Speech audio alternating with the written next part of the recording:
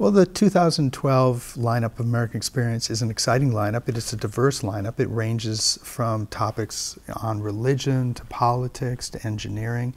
And we begin with a really interesting in-depth look at the real stories behind the often mythologized American West, and two figures at the heart of the story of the American West, George Armstrong Custer and Billy the Kid.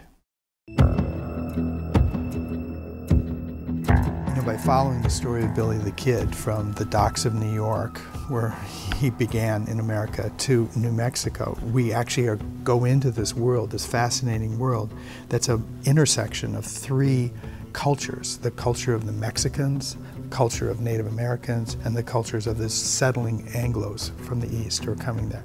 And Billy finds himself at the sort of the vortex of these competing cultures and worlds, and plays a major role in what happens next.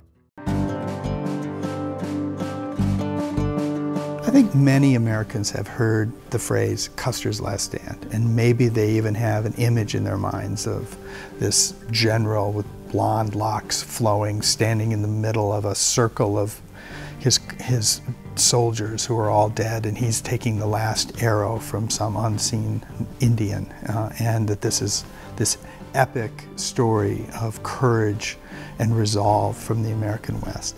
Well, parts of that are true, but what's really interesting is to actually explore that figure at the center of that picture, George Armstrong Custer, someone who's risen from being a general in the Civil War to be considered to be the main figure at the heart of the movement West. The story of Bill Clinton is really a story of someone who comes from an unlikely place, but through drive and talent rises really high, really fast. It's also a story of someone who, at every moment, who advances a step, takes a half a step back through some scandal that's following him, through some personal setback. And so he comes to be known as the comeback kid, because there are many moments in his political career when he looks dead, but he rises up again. And how that happens, and how that rise and fall goes on, is a really dramatic and fascinating story.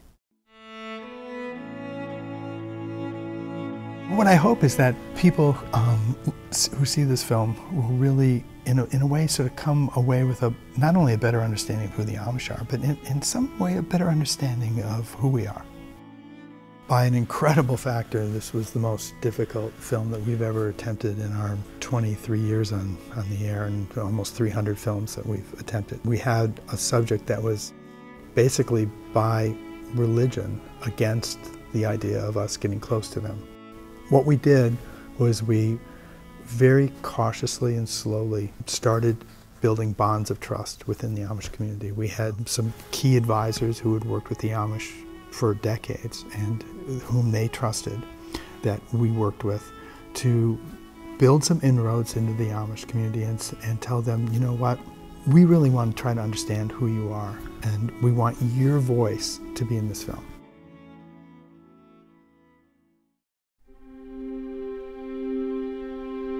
I think the story of Grand Coulee shows us that most things in life don't boil down to good and bad, that there is a lot of gray. And Grand Coulee is just a perfect example of that.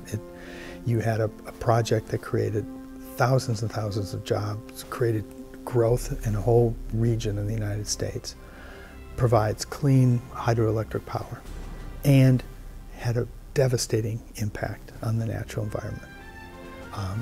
It's a story that shows that there's no free lunch, there's no easy answer.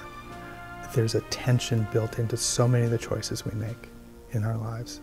And I think seeing how it played out in Grand Coulee is really instructive for many of the things we're wrestling with today.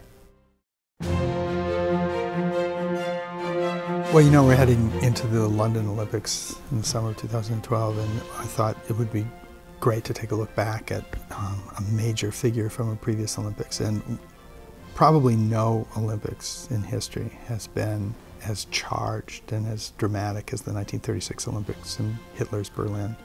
And at the center of that story is not only the rise of the Nazis in Germany and this showcase Olympics that was going to show the benefits of Nazism to the world and to showcase Hitler himself. But the tension, the glitch in the system of what the Germans were trying to accomplish was their whole idea of racial superiority, Aryan superiority. And you have this African-American athlete from the United States who seems to counter all that, who threatens it and upends it all.